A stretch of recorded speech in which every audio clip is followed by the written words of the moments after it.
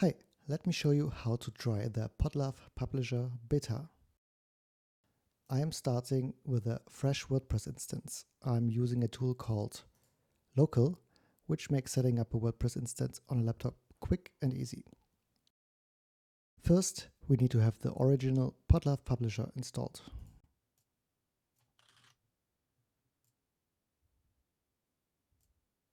Then we need the beta tester plugin, which we need to download from GitHub and install manually.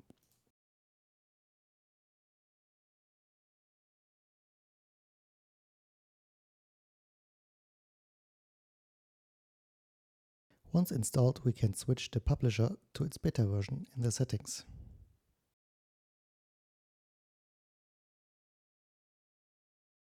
The beta has a separate changelog, which is ordered by date.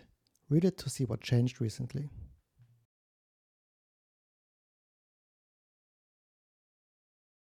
We can verify the version in the Publisher Help screen. Thank you for trying the beta and let us know if we broke anything.